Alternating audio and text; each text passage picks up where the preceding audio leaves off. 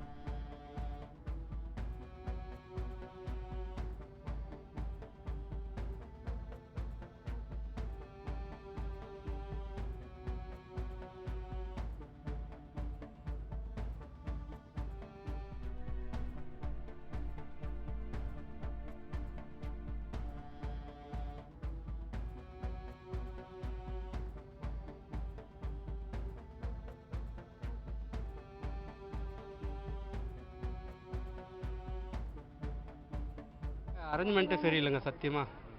ஒரு போலீஸ்காரங்க கூட யாருமே வந்து உட்காருங்க இது பண்ணுங்கன்னு சொல்ல மாட்டாங்க. ரொம்ப கஷ்டப்படுறாங்க.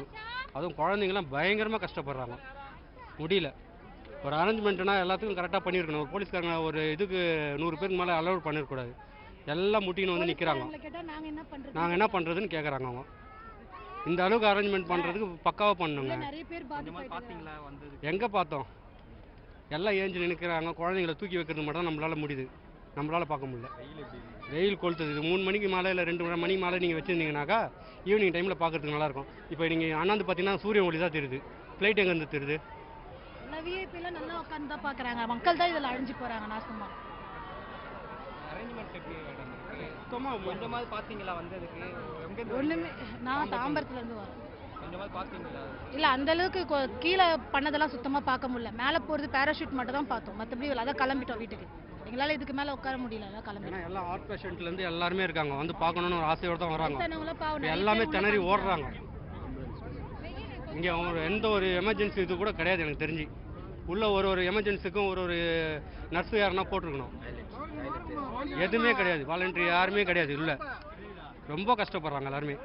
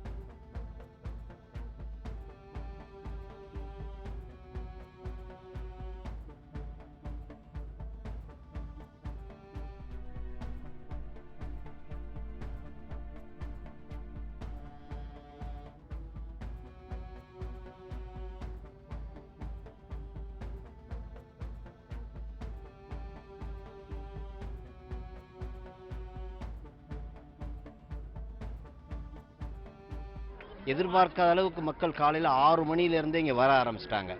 இன்னமும் வந்துக்கிட்டு இருக்காங்க. ரெண்டாவது, டோட்டலாக மவுண்ட் ரோட்லேயே வண்டிங்கள்லாம் பிளாக் பண்ணியிருக்கணும், வரக்கூடாது, நடந்து போகணுன்ற. நிறைய வாகனங்கள் மவுண்ட் ரோட்லேருந்து பீச் வரைக்கும் நிறைய வாகனங்கள் வழியிலே நிற்குது. ஃபேமிலியோட வழியிலே நிற்கிறாங்க. பாதி பேர் வர முடியாமல் நிற்கிறாங்க. அது இல்லாத உள்ளே வந்து பார்த்தா ஒரு அரேஞ்ச்மெண்ட்டு சரியானபடி பண்ணலை. ஒரு ஆம்புலன்ஸ் வண்டி கூட உள்ளே இல்லை. திடீர்னு யாரோ மயக்கம் போட்டு விழுந்தாங்கன்னா கடற்கரைக்கு அப்பாற்பட்டு இருக்குது ஆம்புலன்ஸு. பீச் ஓரமாக ரோட்டில் நிறுத்திருக்காங்க. உள்ளுக்குள்ளே 4 வண்டி நிறுத்தலாம். எமர்ஜென்சி டாய்லெட் ஒரு 4-5 வண்டி நிறுத்திருக்கலாம். திடீர்னு ஒரு கர்ப்பிணி பெண்கள் எவ்வளோ பேர் வந்திருக்கிறாங்க, குழந்தைய வச்சுருக்க. ஒரு டாய்லெட் வசதி எந்த வசதியும் கிடையாது. அரேஞ்ச்மெண்ட் சரியில்லை. இந்த அரசை பொறுத்தளவு நல்ல ஒரு ஏற்பாடு. உண்மையிலே தமிழ்நாட்டில் மெரினா பீச்சில் நடக்கிறது நல்ல ஒரு விஷயம். மக்கள் ஒரு ஆர்வத்தோடு வந்திருக்கிறாங்க. அரேஞ்ச்மெண்ட் இவ்வளோ பேர் இத்தனை லட்சம் பேர் உள்ளே போகிறாங்கன்னா அதுக்கேற்ற ஒரு அரேஞ்ச்மெண்ட் இருக்கணும். ஆனால் அந்த அரேஞ்ச்மெண்ட் இல்லை. மக்கள் ரொம்ப அவதிப்பட்டு பார்க்காம ரிட்டர்ன் திரும்பி போய்கிட்டு இருக்கிறாங்க.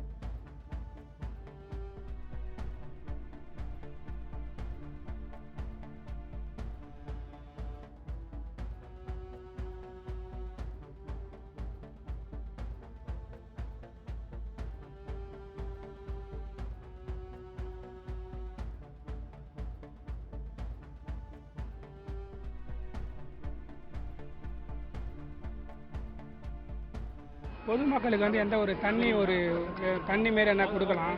வெயில் வந்து இந்த டைமிங் வந்தோட ஈவினிங் டைம் வச்சுருந்தா நல்லா இருந்திருக்கும். ஈவினிங் ஒரு 4 மணிலேருந்து 6 மணி வரைக்கும் வச்சுருந்தா குழந்தைங்களாம் ரொம்ப கஷ்டப்படுறாங்க. முக்கால்வாசி பேர் மயக்கத்தில் இருக்கிறாங்க. டைமிங் நெக்ஸ்ட் டைம் பண்ணும்போது டைமிங் சேஞ்ச் பண்ணால் நல்லாயிருக்கும். ஏன்னா இந்த வெயில் ரொம்ப முடியல, பார்க்கறதுக்கும் கண்ணெல்லாம் கூசுது. ஒரு வாட்டர் பாட்டில் வச்சு தான் ஓட்டிகிட்ருக்கு. சுத்தமாக மேலே விசிபிலிட்டி இல்லை. நல்லா இருக்குது பார்க்குறதுக்கு. பட் ஆனால் ஃபேமிலியாக கிட்ஸோட வரதுக்கு அட்வைசபிள் இல்லைன்னு தான் சொல்லுவேன். ஏன்னா இப்போ உள்ளே சொல்லியிருப்பாங்க நிறைய பேர் ஸ்வெட்டாக விழுது, கேர் ஆகுது. ஸோ கிட்ஸு கண்டிப்பாக அட்வைசபிள் கிடையாது. ஏஜ் பீப்புளும் கொஞ்சம் வரதை அவாய்ட் பண்ணிக்கலாம். இது வெயில் ரொம்ப அதிகமாக இருக்குது. ஆர்கனைசேஷன் சரியில்லை, ரொம்ப மோசமாக பண்ணியிருக்காங்க.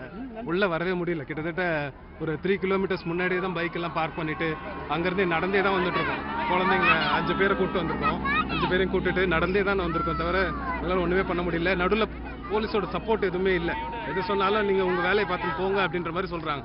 இப்படி தான் வந்துடுச்சு, மக்கள் வந்துட்டாங்க, அதை நாங்கள் ஒன்றும் பண்ண முடியாது, இந்த டைமில் எதுவும் பண்ண முடியாது அப்படின்ற மாதிரி சொல்கிறாங்க. நிற்க முடியல. ரொம்ப க்ரௌட் அதிகமாக இருக்குது. ரொம்ப ட்ரை ஆகுது. நாக்கெல்லாம் அப்படி வறண்டு போகுது. நிற்க முடியல. ஸ்பேஸ் இல்லை. இப்போ அங்கே வந்து பாதி பேர் உட்காந்து பார்க்குறாங்க. இங்கே எல்லாமே எல்லாம் நின்று பார்க்குறாங்க. சரியாக எல்லாம் கொடை வச்சு பார்த்துருக்காங்க. சரியாக பார்க்க முடியல. சின்ன பசங்களை வச்சு பார்க்கறது ரொம்ப கஷ்டமாக இருக்குது. இங்கே வந்து தமிழ்நாடு மக்கள் மட்டும் வரல, நிறைய ஸ்டேட் மக்கள் வந்திருக்காங்க. ஓகேங்களா? சில பேர் மொழி தெரிஞ்சவங்க தமிழில் புலம்புறாங்க, மொழி தெரிஞ்சவங்க அவங்க மொழியில் புலம்புறாங்க.